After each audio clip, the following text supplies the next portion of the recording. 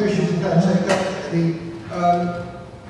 The issue about the plans for the Libyan terrorist plot in 1996 was when the document was written in 1995, we didn't know about it, intelligence came in afterwards, and the plot was dealt with. And in the book we do mention that it turned out to be a kind of boast by the head of Libyan intelligence.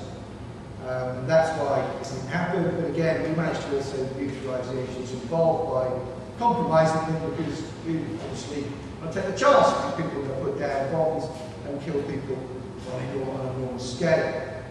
I was particularly moved by the Lockerbie issue. When I worked in the service, I read the accounts what it was like to die to one of the 259 people who fell from that plane. People who were conscious for 10 minutes before they hit the ground. People who knew they were going to die because of a despicable and cowardly terrorist attack. I pursued Lockerbie, I looked at all the information I could, I looked at all the intelligence I could about it. I was convinced that the evidence pointed towards those two Libyans. One of them has now been convicted. I had absolutely nothing to do with legal action against the Maltese Dollar Cross.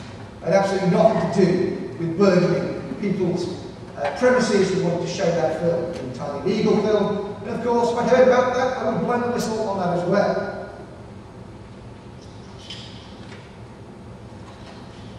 With the issue of warrantry, I did not sign off on warrantry. I was ordered under protest to fill out another warrant.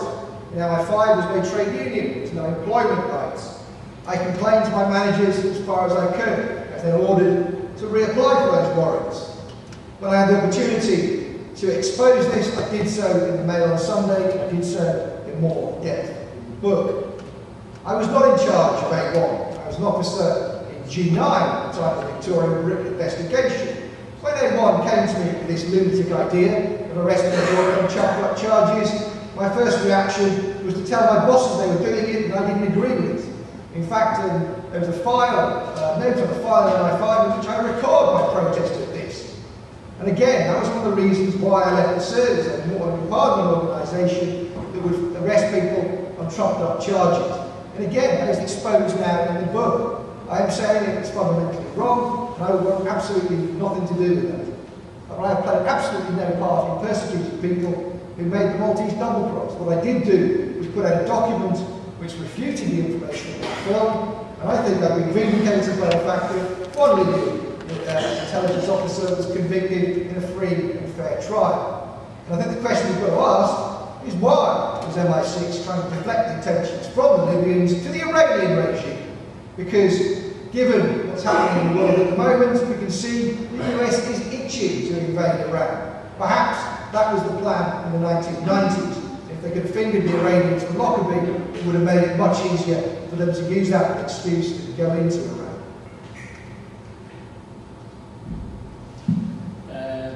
Yeah, again, we see that it's MI6 seems to be doing the wrongdoing rather than MI5. Just a quick point about what you've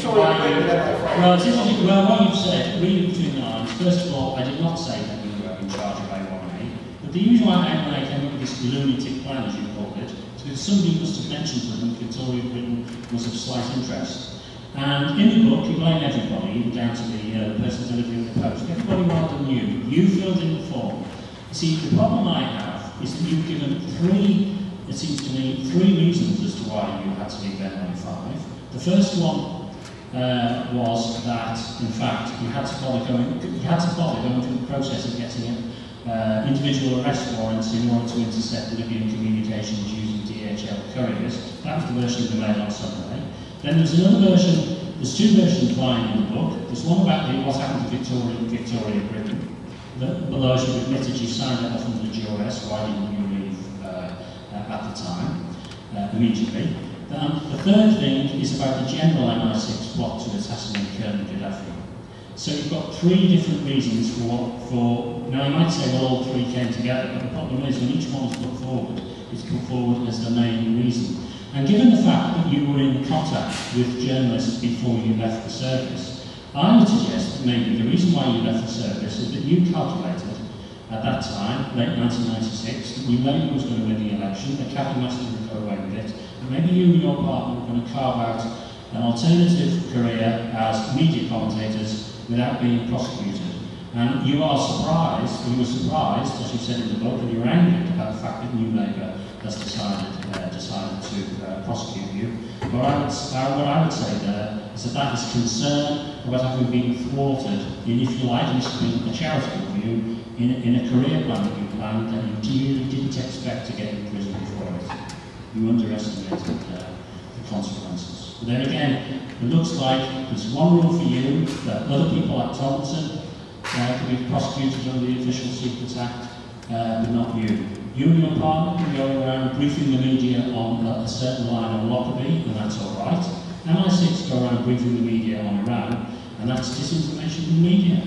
Point is, what you object to is that some of the methods you used against other people have been used against you yourself. And I do not believe that you could be writing a brief. Well, I ask the audience to think, if this is the person who's leading a media operation along with his partner to brief against the Maltese double cross, that they wouldn't know anything about these events. No doubt you weren't reading the paper that month either. For somebody who appears to be in the cutting edge of secret services, your mind seems to have been switched off a lot. Well, I'm sorry, I didn't know anything. I didn't know anything about those things. I didn't know anything about the MI5. I was working on my job at the time. The difference between what I was doing with Maltese double cross and what MI6 was doing is MI6 were putting out misinformation. They were putting out lies to try and reflect attention from the truth. The truth, as I could see it, from the overwhelming amount of evidence that had been gathered, not just by MI5, but by Scottish and Galloway, Scottish police in Dumfries and Galloway. That information pointed very strongly not just to Libyans, but to the Libyan intelligence services and the Libyan regime. I never saw any evidence indicating that Iran were responsible. And you seem to want to support the idea that MI6 should try and wrongly blame Iran for the attack, and that, of course, could allow the US to invade Iran. So you've got to question your own conscience in such situations, isn't it? The situation with the A1 thing, again, with the Victoria Britain thing, with the MOS and so on, the MOS thing that I wrote was not a reflection of what I was trying to say at the time. The piece I wrote about leaving, they cut out all the stuff about the Gaddafi plot and about the Victoria Britain investigation. The two things did happen at the same time. They also happened at the same time that I complained about the warrantry system being overly bureaucratic because I thought it might let vital information slip through MI5's hands. The issue of Victoria Britain came to a head in 1995. The Gaddafi plot was planned in late 1995. The two things made me want to leave. I didn't leave till September 1996 because I couldn't leave just like that.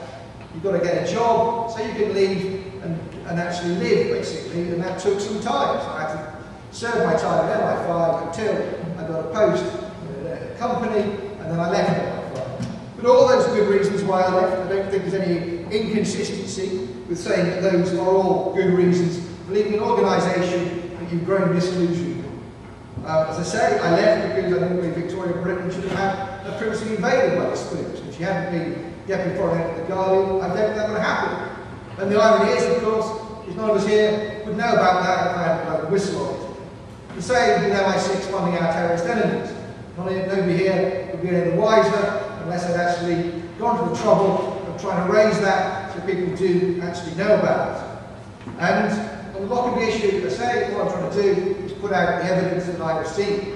And I have not in any way ordered operations against the Maltese double cross or anybody else. It could have been anybody trying to burgle their place. It certainly wasn't me, but it certainly wasn't any of the MI5 colleagues I knew at the time.